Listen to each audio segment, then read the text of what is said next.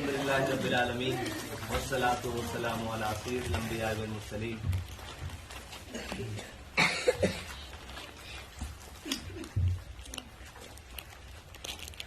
سب میرے بھائی ہیں تقریباً.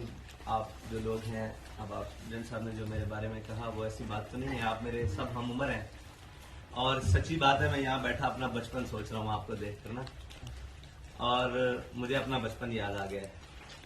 اور کوئی الفاظ نہیں ہے آپ کے پاس آ کر. سچی بات ہے میرے یہاں پر جتنا سکون آیا نا، یہ اختر بھائی نے جو مجھے یہاں لے کر آئے ہیں، میں ہمیشہ ان کا زندگی بھر شکر گزار رہوں گا. مجھے نہیں پتا تھا کہ اتنا سکون میرے قریب بستا ہے کہیں، تو میں یہاں تک نہیں پہنچ سکا. جو میں یہاں تک آیا لیٹ، اس کے لیے بہت معذرت. اب رہی، اب تو آپ سے ملاقاتیں رہیں گی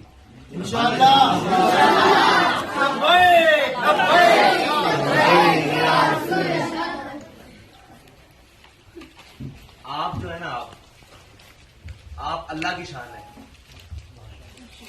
حقیقت میں کسی کو کوئی مان ہوتا ہے، کوئی ہمارا یہ ہے، کسی کو مان ہوتا ہے کوئی بھائی ہے، کوئی دوست ہے، کوئی ماں ہے، کوئی باپ ہے. علامہ اقبال کہتا ہے یہ مال و دولت دنیا، یہ رشتہ و پیون، بتان وہم و گما لا الہ الا اللہ. کہتا ہے جب انسان لا الہ الا اللہ محمد رسول اللہ پڑھ لیتا ہے نا، تو یہ سارے بت ٹوٹ جاتے ہیں. کوئی کسی، یہ سب دنیا جھوٹی، کسی کا کوئی ماں نہیں ہے، کوئی باپ نہیں ہے، سب سارے وہم و گمان کے بت ہیں.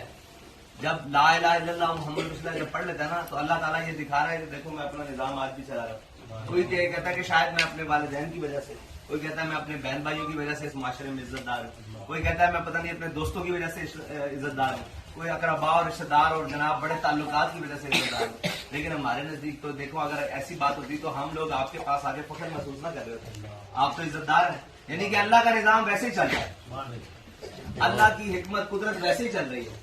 اس نے اپنا نظام ویسے ہی فطرتی طور پر بنایا ہوا ہے کہ دیکھو آپ سے مل کر، سچی بات ہے اتنی خوشی کسی سے مل کر کبھی نہیں ہوئی.